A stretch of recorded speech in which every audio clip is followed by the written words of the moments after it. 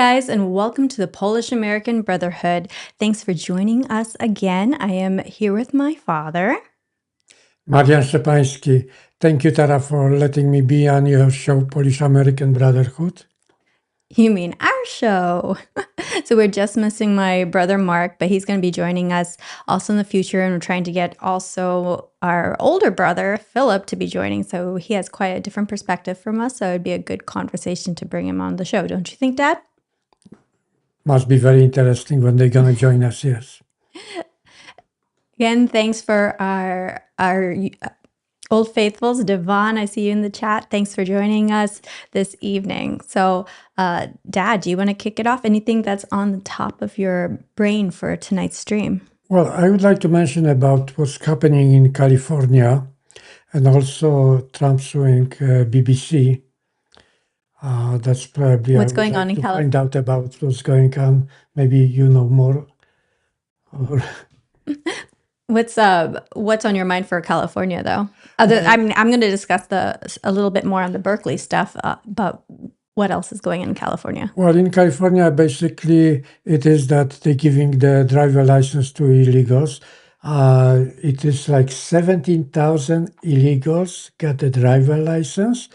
I don't know what that crazy governor, I think his name is a newsman or something like that, how he can allow to do that. I know, like here in Florida, they, in order to get a driver's license, they check your visa, though. That's one of the requirements here in Florida, that they check that you are, that you entered the country legally. So that's interesting. Maybe they don't have that requirement to get a driver's license in California. Well, most of the states, I think they have a very strict law about who they giving the driver license. They rejecting a lot of for those illegals who can drive the big trucks. After that accident, what happened? They start investigating.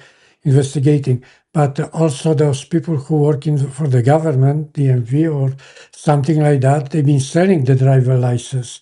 So I don't know what exactly going on, but the investigation probably will prove that a lot of corrupt official we have either all over the United States. Oh, geez. So, yeah, thanks for enlightening me about that. I heard, I know, like when you were watching those videos, sometimes when we see with ICE that people have those driver's license. I'm not sure what states those are, but I just remember like when one of my friends was getting a driver's license, and he was here on a 6-month visa and everything, and he was able to get a driver's license by proving because they actually check in the system your visa. They did that at least here in Florida. But also, I'll go ahead and bring up what I was going to talk about in California.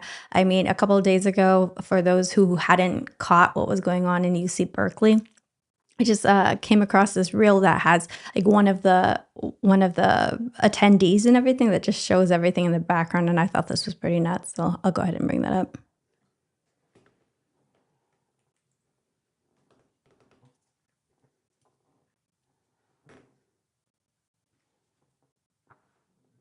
So many unhinged people here already.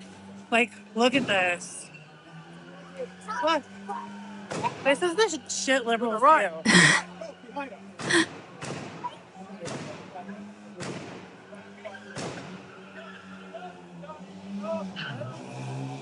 What the?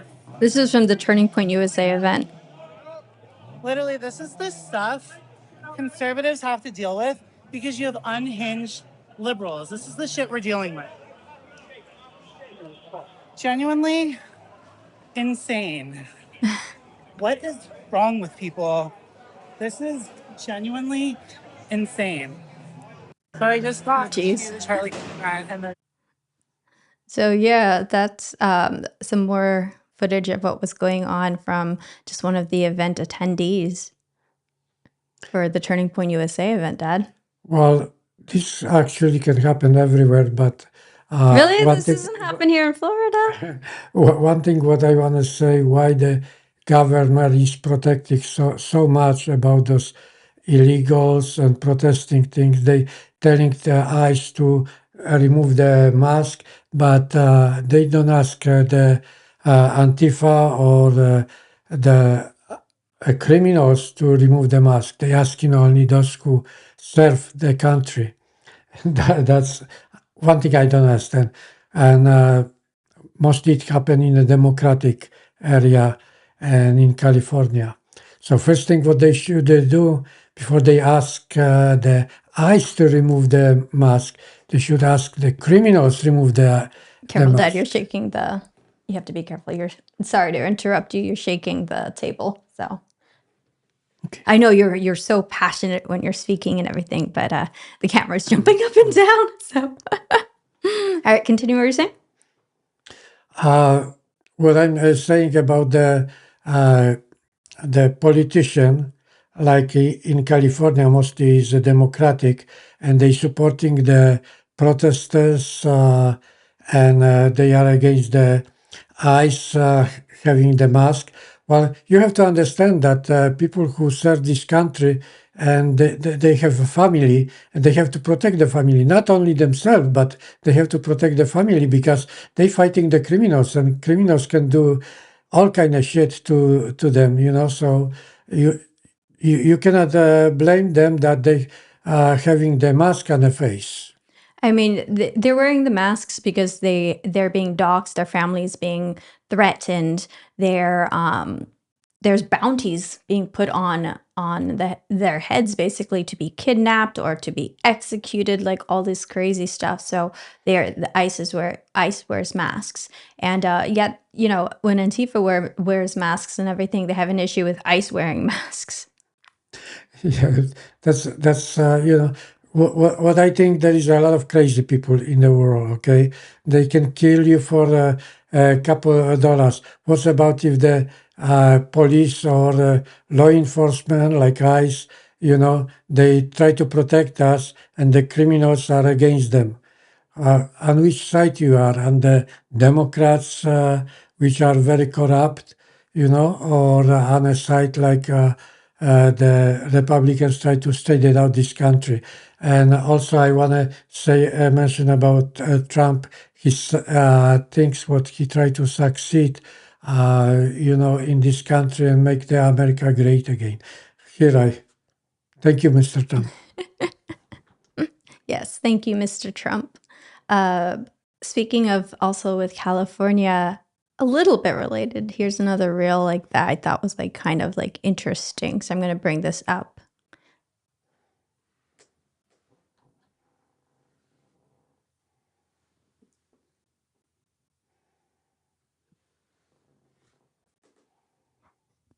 And y'all said that we had to stop the spread. Yeah, we decided we can do that too. Oklahoma is stopping the spread of woke ideology. New thing in Oklahoma just came up. If you're a teacher and you came from California or New York, those two states only, you don't have to pass an ideology test before you're allowed to teach in Oklahoma. Y'all done did it. Y'all done did it, and there's no one to blame but yourselves. The test comes through PragerU, which is an organization that I love and hold dear and dear to my heart.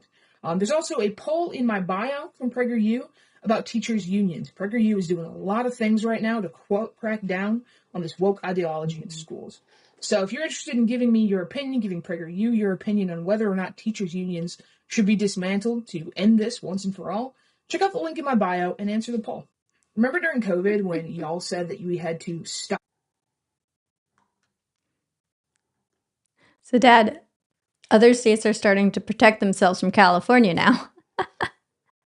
So that reel was showing how it's now a requirement in Oklahoma that only for the people who are coming from California and New York, that the teachers have to pass an ideology test, so that way the woke ideology isn't infiltrating into the schools. Do you think that's a good idea, or do you think it's too invasive? One thing, the school are very important for our children. I'm sure I never went to American school, but I was raised in Poland, and when I went to this school over there, they teach us how to behave, how to respect the law, how to respect the police, and of course, respect the teachers. Teachers are very important because all the information which they give to the students is very important how the students going to behave in the future. Absolutely. And then with the woke ideology, like infiltrating into our schools, they're not being taught like mathematics and actual science. They're being taught about gender ideology and like sex at such a young age. And some of the books that they allow into the schools, we saw like the parents protesting before going to the teachers or to the school board meetings, and when they were even reading from this literature that was in the school libraries, they weren't even allowed to be reading excerpts from the very books that were in the schools and stuff. So yes, we have to be protecting ourselves from states like California and New York. I mean, with Mandami taking the mayorship in New York City, like here in Florida, we're anticipating having like quite a surge. So it's gonna be good for our real estate if we're looking to sell. But Florida is going to continue to get more crowded, even more so than it from when we had COVID, right? Well, one thing I don't understand why a lot of people in America they cannot tell the difference between the lies, hypocrisy, and the truth. So now you can, when people going to vote, okay, they voting for Democrats where there is a lot of hypocrisy and lies, and people still voting for them. So you know the Democrats are making so much damage to our country that it's you know, and who you going to blame for it? The voters or those hypocrites, liars, which promising everything, and once they win the race, they do opposite way.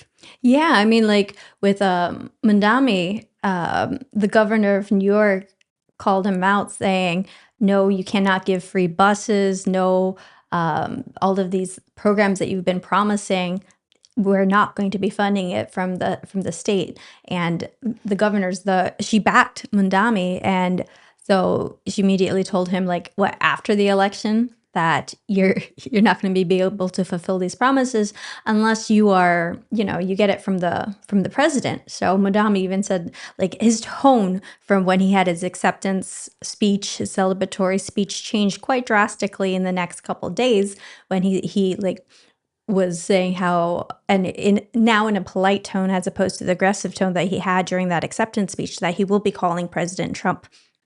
If I was President Trump, I'd be like, okay, like maybe not even take the call, right? Well, I think the first thing, running for the public office, you're supposed to be born in United States. So if that would be the case, Madame never would be the running for the public office. And now we end up with Madame and Omar in a Congress. She was a congresswoman. So Yeah, I think, after how long too? Because I mean, yeah, Mandami very long. he only got his citizenship, what, in 2019? He became a citizen, even though he moved to the U.S. when he was like 7 years old. He like just got his citizenship in. I mean, he's a young guy, but he just got his citizenship, I believe, in 2019, and so soon after getting his citizenship, being able to now be mayor of basically our one of like the epicenter for our largest city, major city in the USA. Well, to be in a public office, is very important position. And if you're not attached first, number one, to the United States, I think it is wrong because, like Omar, she's still thinking about that more about Somali, which Somali actually didn't care because when Trump tried to ask the president of Somali, can he take her? President of Somali says, no, you keep her. We don't want her in the Somali. And speaking of like the requirements, like how you're saying we should do that immigrants shouldn't be able to run for those high of offices. I mean, maybe I would say city council, but then again, mayor of NYC, that's city. So there's with the age requirement to become president, you have to be 35, right? I think you have to be 35 to Yeah, become president. Shouldn't we, something like that. is Yeah. there like age requirements for other public offices? Maybe not. Maybe it's just the presidency. I don't have that. Is it working, the microphone? Yeah, the microphone's working. Yeah, okay. I don't know the figures. We can find out about it, but it doesn't matter, because sometimes the young generation is smarter than the older generation. Even if you're 7 years old, you might be more stupid than a 18 years old student, So that's happened when I saw a 12 years old student, and he already is a professor in a university. So that's kind of unbelievable. So we should always think how smart that person is running for the office, and if he is born in the United States. Because this Maybe we should have a IQ test. because with voter with everybody being able to vote, I mean, I would support a form of like a civics test or anything, because people influence the policies the way that they're voting, and your vote counts as much as somebody who knows nothing or cares about nothing. So I don't know, but of course that would be like highly controversial to be able to put those kind of restrictions. But it is something that I would support. Like you have to have some sort of political literacy or civics literacy test exam to be able to vote. Like at least know who the candidates are. I mean, at least for president, people know who the candidates are. I'm not even with their like when we're looking at the ballot. I don't know everybody that's there, so that's why people vote down ballot if they'll vote for the Democratic candidate if they want to go blue, or just down red when they don't know the names. I mean, it is what it is, right? Well, one thing, I can give you an example in California, Governor Schwarzenegger. Yeah, wasn't he a good governor? He was good. People like him, but I don't think he knew too much about politics. That's the problem, I mean, So they Reagan didn't know much about politics, and Trump wasn't a politician either. But he is a good businessman. That's what I like it about Trump. He a businessman.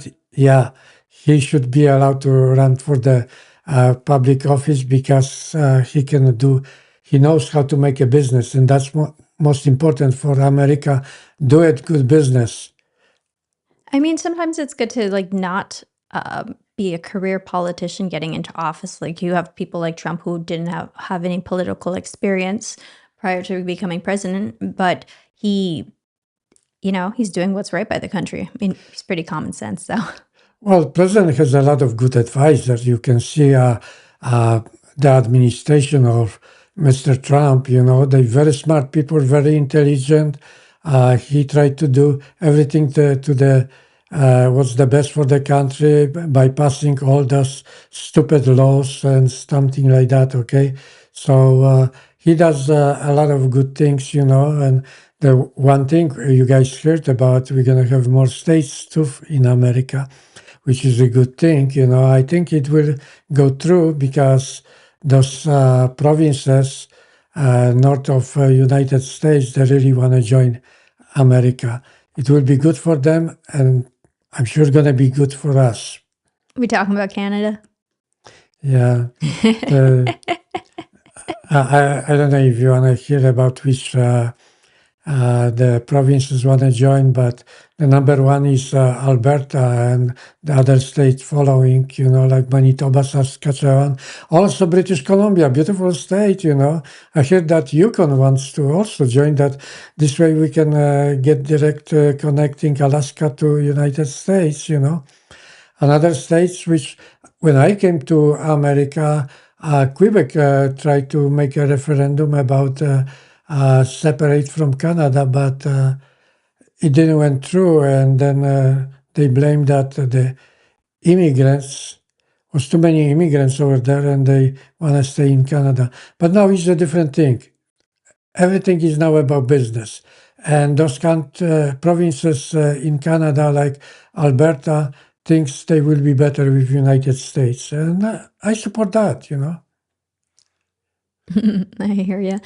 Speaking of age requirements, there was a little article that Marky had sent me earlier that's interesting about the age dynamics of for home buyers now. So I'll go ahead and pull that up.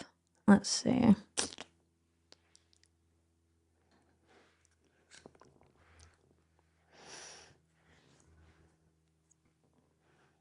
Yeah, we got the first-time home buyers are older than ever. So, according to reports, the median age of first-time homebuyers hit a record 40 in 2025 per the National Association of Realtors.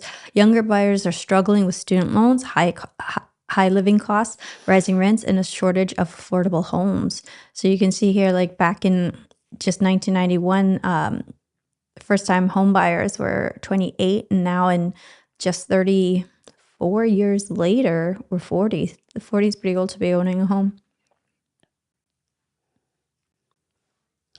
What are your thoughts about that, Dad? Well, I mean, I know, like, for example, talk through like what your salary was like when back in the day when you became a first time like home buyers. Like it was a lot easier, wasn't it? well, at that time when I was in a time when I was buying the properties, it seems like was very difficult too. People today they think that it's very hard time, but it depends on the economy. If people have a job, what Mr. Trump, President Trump, tried to bring to America more jobs, there will be more buying houses because house is the number one investment in your life and it's very protected. So if you don't have a job, you cannot buy a real estate. That's I mean, that's why a lot of people went behind Mandami was because he was writing on the affordability of New York rent. Because in New York, it's really hard to like own, so everybody rents. well, the thing is that a lot of people think that the democracy will solve all the problems. Okay, that the Democrats will take care of the middle class or less fortunate people, but this is not true because a lot of the Democrats are corrupt and they're promising a lot of you. You saw it when Joe Biden was how they destroyed America, and he was allowing to do that. Now, to straighten up the country for Mr. Trump, it will take a long time. I hope he can do as much he can, but in a short time when he's the president, he did already a lot. He did already a lot for America, and I just wonder when the end of his time in office will come, America gonna be much greater than he took the office. So I believe in Mr. Trump that he gonna make America great again, and we hope for him, and we wish him the best he can succeed. This was another one that Mark sent me about since of course, we're always talking about Trump because we are a pro-Trump channel, the Polish American Brotherhood. But yeah, Donald Trump says the U.S. can now deny a visa if the applicant is overweight. So different requirements that Trump's putting in. Let's see what the caption says. The Trump administration has quietly expanded visa scrutiny, allowing U.S. consulates to factor in obesity when judging if an applicant might become a public charge. Well, that's true because, like, if you if a person's obese, they have comorbidities, and then they're going to have to rely more on like Medicaid and yeah, the Medicaid system. So that could be like a public charge. So when we're taking in immigrants, because you have to see if they're going to be a net plus or a net minus into the U.S., if they're going to be a burden onto the system. So rather than bringing something to the table, and for immigration being like merit based, of course you can sponsor your family to be coming over if you're already here and everything, but when for other immigrants. That's really interesting to be including an obesity, but it's true as possible financial risks for the U.S. healthcare system. Critics say it unfairly targets poorer or less healthy applicants, while supporters argue it protects the U.S. taxpayers from future healthcare burdens. Yeah, how this new guidance will be applied remains unclear, but for many would-be immigrants, even a doctor's note could now decide their future. So what do you think about that, Dad, to be including including the healthcare, considering a person's health for immigration? If somebody coming to United States, okay, the first thing it is if he gonna get the visa or not, and if people are risk, to coming to United States, and even if a pregnant woman coming to United States is a risk, and same thing like obesity can cause the problem because they require basic insurance from those people, but sometimes if you get sick here, it costs sometimes even a Yeah, it millions of goes into the dollars to taxpayers. know. If because if they go into you can never deny a person if they're ill and they go into the hospital, but if they're unable to pay, then that gets absorbed into the healthcare system, which by default goes on to the taxpayers when they're paying out for that. But I think that's such an interesting requirement because that's something I hadn't thought of. But it's true. Like if you have if you have you can become a burden to the healthcare system if you have bad health or a propensity for bad health, and obesity often is going to be by the lifestyle choices that you have, and obesity comes along with a lot of comorbidities. I had my healthcare journey over this past year. I dropped almost 40 pounds since February, and I had high cholesterol, and that was when I went to the doctor about it, they told me that I had high cholesterol. They're like, you're pre-diabetic, in the sense of like, okay, you can handle where you are now by changing your lifestyle with a good a good diet and working out, or like at your age and your level, we give prescription medication for this also. And so I was like, I'm going to handle it through diet and working out, which I did. And so my cholesterol level went significantly down from that. But being like pre-diabetic or whatever, because the doctor said to me like, okay, so you can handle this with lifestyle changes now, and at this zone and at this zone, like at the point that you hit a diabetic level, there's nothing, you can't handle that anymore with lifestyle changes. So yeah, so I think it'd be unfair if it were more a genetic base, because you can't really help when it comes to your genetics. But when factoring in like your obesity, like a lot of that has to do with the choices that you're making in life. I'm in support of this, actually. Well, one thing is not only that obesity are big risks when they applying for a visa, but also the diseases, which can sometimes be deadly. If somebody coming from another country with the deadly diseases and spreads in America, that's very even danger than even obesity. Yeah, I mean, America has to protect itself. So, like a healthcare screening, that makes sense. Like, you get a clean bill from the doctor, as it says the doctor just knows. I'm going to bring up Trump's response to this.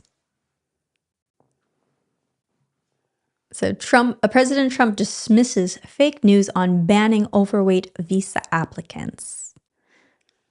President Trump denied media claims that his administration plans to deny visas to overweight individuals, calling reports of a high-calorie humans policy totally false. He clarified that restrictions would apply only to applicants whose health could burden the U.S. healthcare system, adding that slightly overweight individuals have nothing to worry about, but the bigger ones will need to trim down.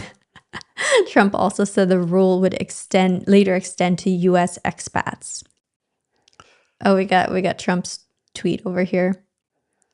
Many in the fake news media have claimed that we will begin denying visas to overweight people. They have even come up with the term for these people, high-calorie humans. High-calorie humans. This is totally false. We will not ban all fat people from entering our great country. Only those whose poor health will overburden our healthcare system. Visa applicants who are only slightly overweight have nothing to worry about. The bigger ones will need to trim down to get approved. We will expand this rule to cover expats in the near future. Rosie, you will never return to this. It's talking about Rosie O'Donnell. Rosie, you will never return to this great country. Thank you for your attention to this matter. Yeah, I love this president, and he, thinking about something serious, but he turns to a joke.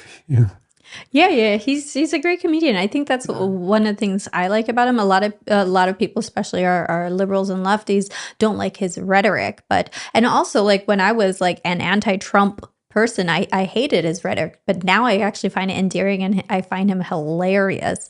It's funny how when you let go of that hatred, how much lighter you feel in your soul. Yeah. Well, anyway, whatever he's doing, he got all my support, you know.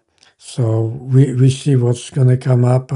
I'm just worried what's going to happen in Venezuela now, because the tension getting bigger and bigger. You know, we're getting all that cartels here in America. All this, they catching even the high official with the drugs. Not too long ago, they arrested sheriff. You know that he ran the cartels. You know, so there's a lot of things to do about it. You know, to protect our country from those illegal drugs. So the reason probably we are there, you know, a lot of people think that we are trying to invade Venezuela because of the oil, but this is not true, because if the government is right in Venezuela, we don't have to, you know, we can deal with another countries like like we do with the Saudi Arabia or the Middle East countries, and we don't have to do anything about it, you know. And we're helping them, they're helping us, and I'm sure that eventually Mordero have to be gone. That actually brings me to the next article I was about to pull up, which flashed on the screen a little bit, is about the U.S. conducts 20th strike on alleged drug boat, killing 4 people in the Caribbean Sea. Let's see.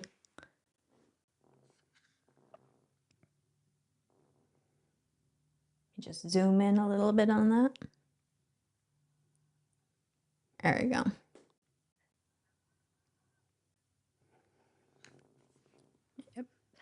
U.S. conducts 20th strike on alleged drug boat, killing 4 people in the Caribbean Sea. The U.S. military conducted another strike on an alleged drug trafficking boat on Monday. The Pentagon and a Pentagon official confirmed to CBS News the attack targeted a vessel in the Caribbean Sea and killed 4 people on board. So, yeah, along with what's been going on with Trump's been going after those boats, which is good, because if you're bringing in these drugs into the U.S., like especially with fentanyl, the number of American citizens that are being killed by it. So he's doing something about it. Let's see. Since September, U.S. forces have destroyed at least 21 vessels in 20 strikes. Let me see. In 20 strikes in international waters, killing at least 80 people. The Trump administration says the operations, the details of which remain sparse, are part of an anti-drug offensive. Defense Secretary Pete Hegseth has dubbed the wider anti-trafficking effort Operation Southern Sphere. The Pentagon has not revealed more information about the most recent strike. Previously, Hegseth has said the attacks have targeted narco-terrorists. on known drug trafficking routes, although U.S. officials have not provided specific evidence that the vessels were smuggling drugs or posed a threat to the United States. Some experts say the strikes, which have taken place in both the Pacific and Caribbean, may violate international law, even if that they target known drug traffickers. UN Human Rights Chief Volker Turk this week urged an investigation into the legality of these strikes, warning of strong indications of extrajudicial killings. Yep, so see, Trump's doing something about it. Yeah. Well, you have to understand that countries like Venezuela or Colombia, even Mexico, they love those cartels because they bring a lot of money to those countries. But America getting poisoned because of those cartels, and finally the Trump's administration doing something about it. So otherwise, uh, if we're not going to do anything about it, that will be end of the United States, and the beneficiary who's going to be mostly China. Yeah, I mean the drugs are coming from China. They're coming from China into Latin America, into Mexico, and getting smuggled up into the U.S. Well, mostly from China coming the substances, the chemicals which turn to those drugs, So sometimes those chemicals are used for cleaning, the cleaning things, but the cartels turning them to the drugs.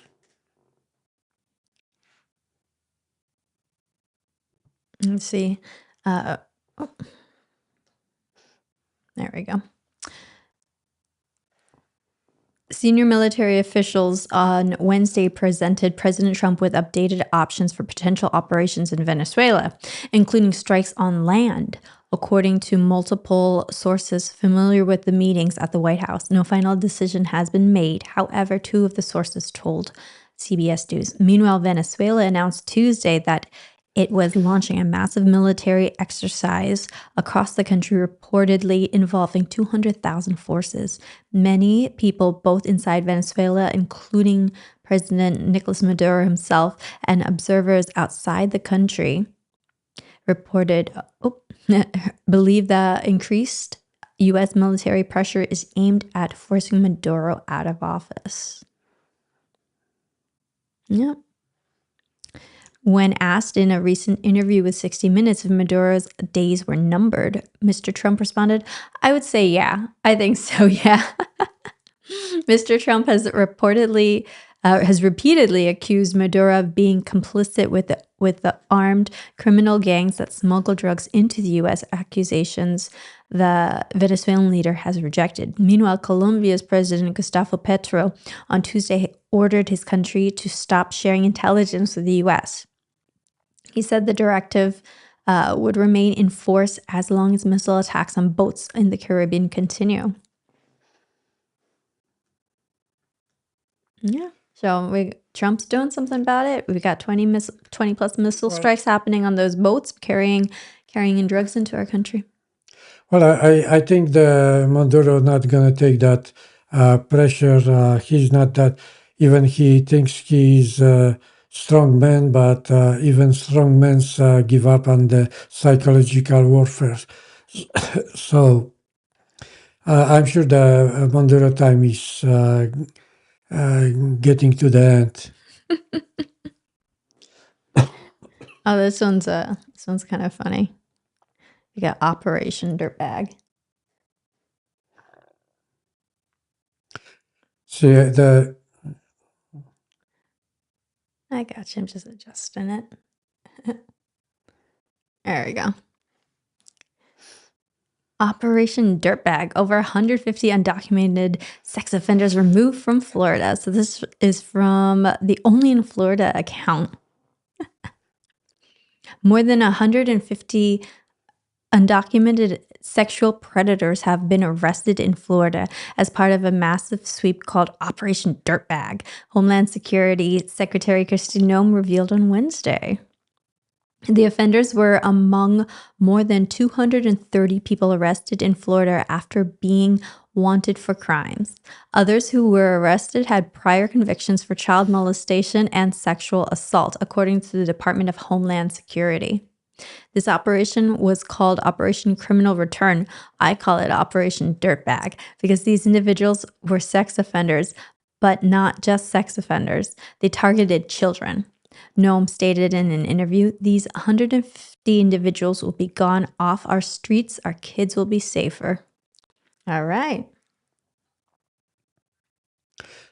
So you can tell how many criminals are they picking up by the eyes from the illegal aliens. I mean, you know, we have such a big land, we can bring a lot of smart people to America, not just open the border. But one thing what I got surprised because now Mexico making the refugee camp not too far from the border, which is a good idea because some of the immigrants could be very valuable to America, but they have to come legally to America and give up the rights if it comes to the fingerprinting and give them some kind of ID, you know, so they can be beneficial as, you know, places where probably even American don't want to do the job, but they could do it, you know. So I'm not completely against the immigration, but I'm against the illegal immigration when somebody sneaks through the border and then just non-register. You don't know who they are. You know, this way we keep the law enforcement, like a police, you know, busy with them while they can do different thing. You know, they could serve the American citizens, not that chase criminals from other countries. Yeah, that's the thing. Whoops. Did I lose my camera? All right. 1 sec. I got to check this, Dad. Continue what you're saying. Continue. Okay. So we will continue about discussing. I don't know what you guys think about the Trump suing the BBC. The BBC, what they did, they fire or lay off those people responsible uh,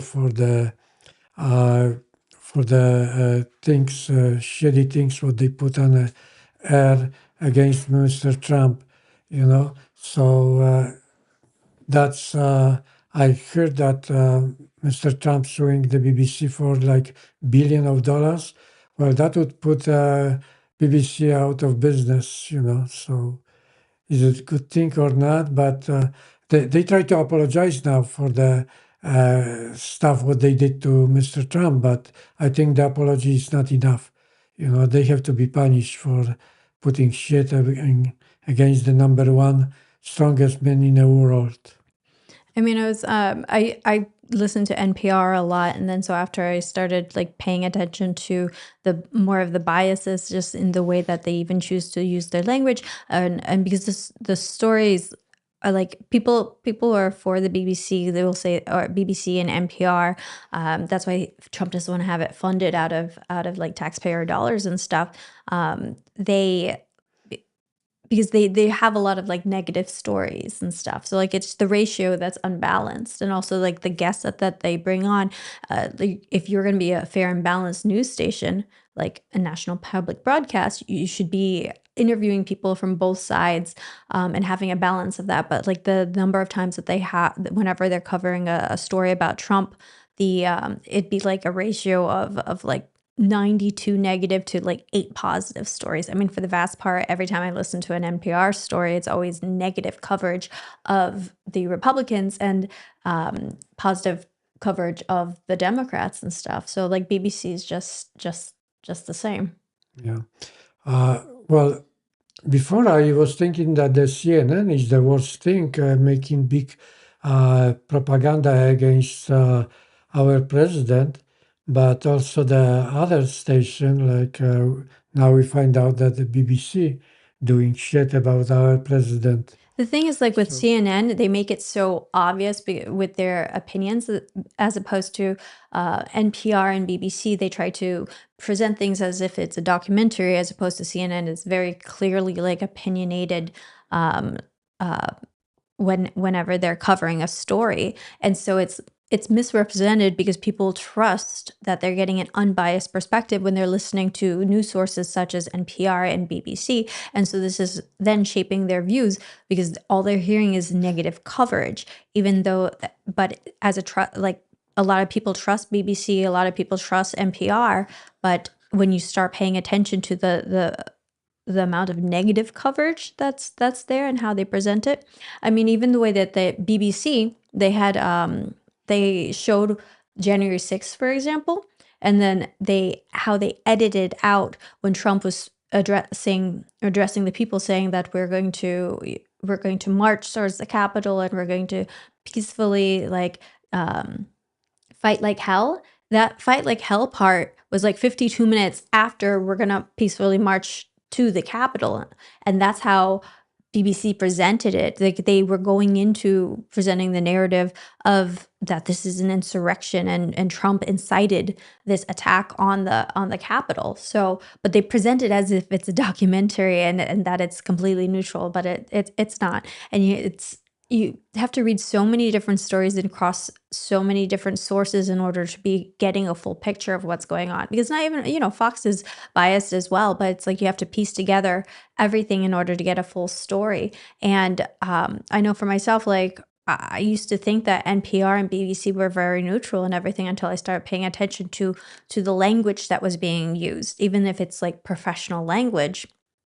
When you pay attention to the way that they're describing, like the House when the House was controlled by the Democrats, or they would speak like positively about the House, but then whenever something negative that the Republicans were doing, they would say the Republicans. So as opposed to the House, because whenever they said the House, they meant the Democrats. This was before we had the majority. But they're very sneaky. sneaky. And somebody asking me about if Poland has a reliable source of news.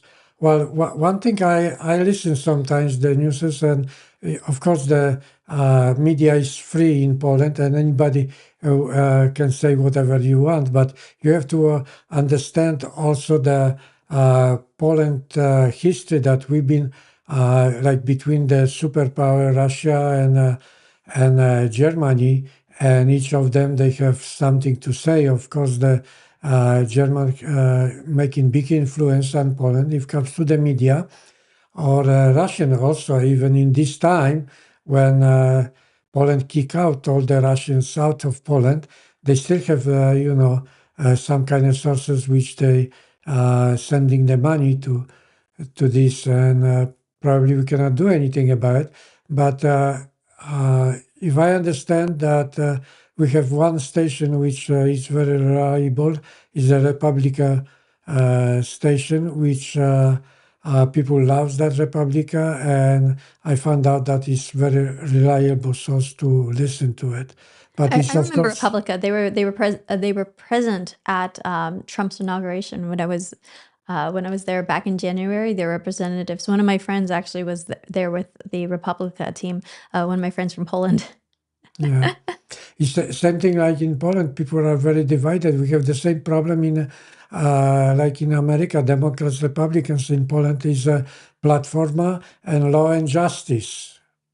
I think I did the right translation.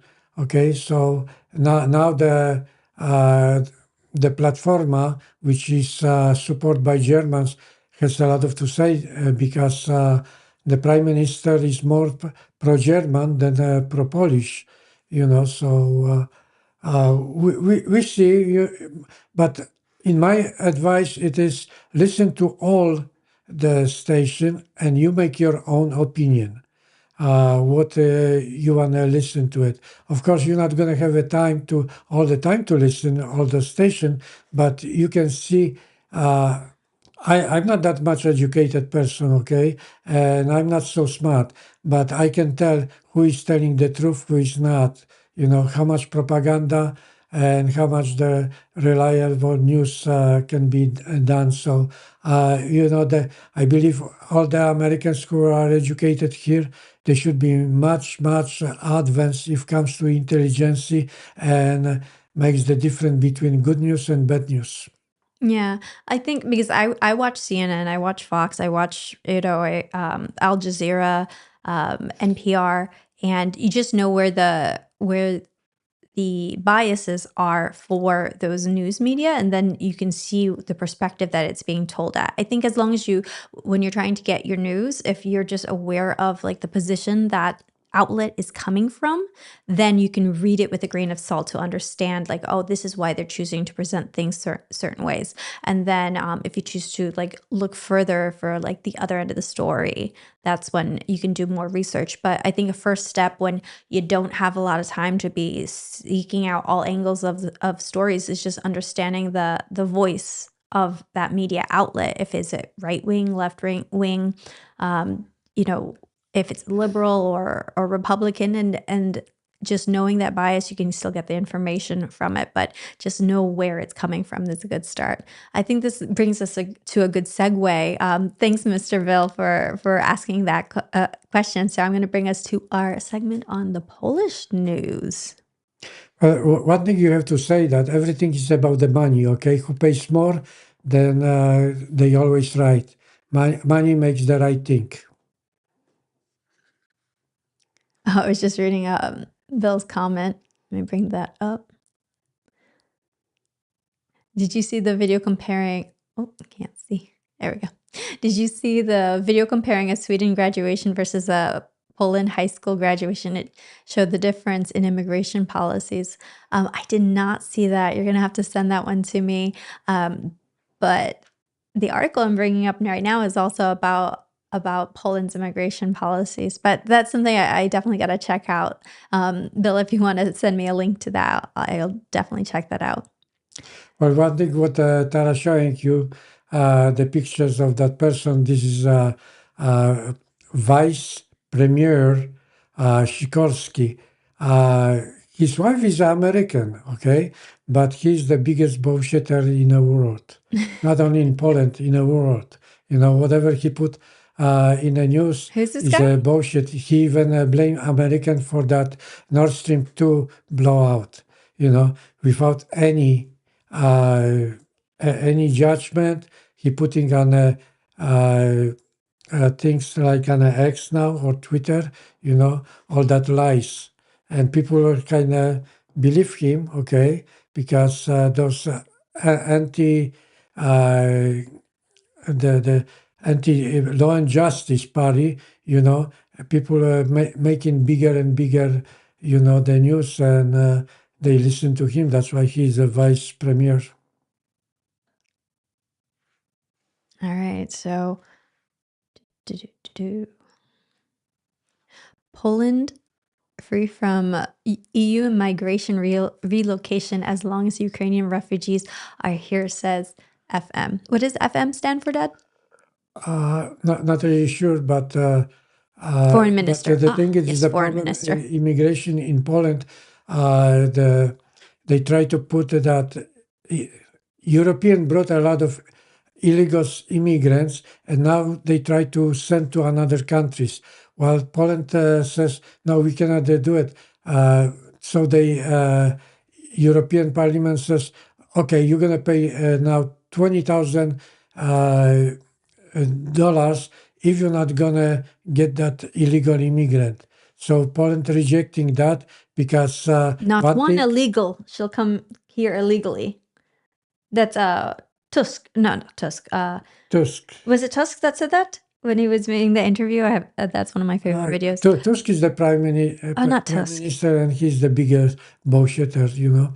But all their names confuse me. One thing I want to finish you about the illegal immigration. Poland cannot accept illegal immigration.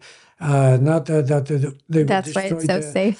Polish culture, but also we, from beginning, when the war in Ukraine started, Poland accepted about 6 million. Yeah, more than the entire world combined. Right, 6 million Ukrainian refugees. Now the amount which staying in Poland, it went down to 3 million because a lot of those Ukrainian immigrants either they went back or moved to another countries. But Poland cannot just accept so many. Even right now, Poland is the strongest economy in Europe and biggest developing country in not in Europe, but even in world. And we are in the G20 most developed countries. So that's a good That's progress. because of the Okay, policies that they but have in place for protecting its borders. Like they do not mess around when it comes to illegal immigration. They they are very strict about the migrants that they accept. Like we'll go ahead and start going through this article, but yeah, so Poland will be exempt from EU plans for the compulsory relocation of asylum seekers for as long as the country hosts Ukrainian refugees, the foreign minister said.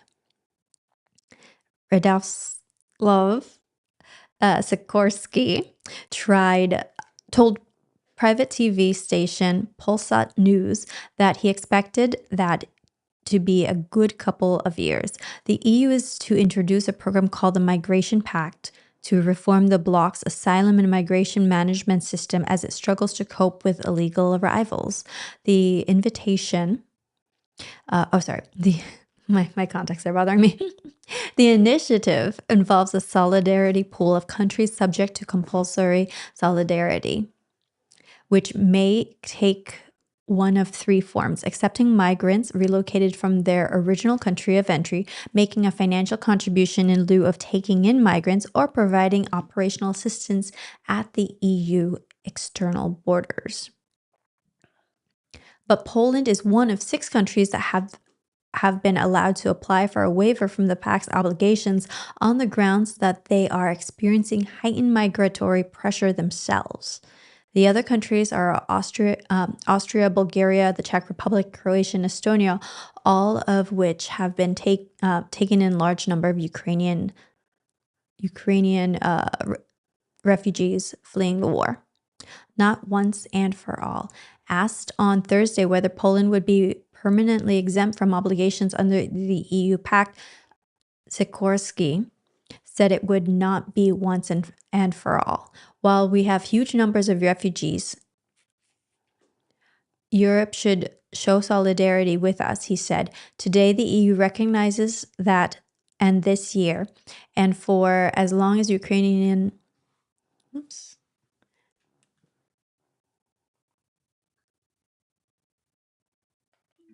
Sorry about that. My monitor was about to turn off. Polish Deputy Interior Ministry Maciej you're going to help me with these names, Dad, right? Duszczyk. Maciej Duszczyk. Announced earlier on Thursday that the European Commission had received Warsaw's application for full exemption from the solidarity mechanism. Application filed. Yeah. Duszek also pointed out that a sitting of the EU Justice and Home Affairs Council on December 8th and 9th would consider the request, but a response was not certain. We will see whether that process ends then, he said, adding that the council is obliged to make a decision by the end of the year. We know the process is very dynamic, he said. The Commission is doing it for the first time, so there may be some sort of delay. Duszek added that he sees no danger, no reason why the application should not be approved, and that he believed Poland would be granted exemption for the coming years for sure. Well, not bad.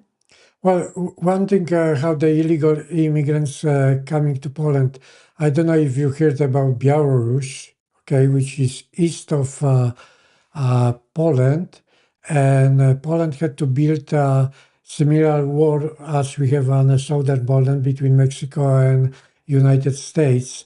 They built a very high wall too, but the president of Belarus, Lukashenko, okay, he's bringing from all those immigrants from another countries to Belarus and helping them to come to Polish border, and that's the problem is, that's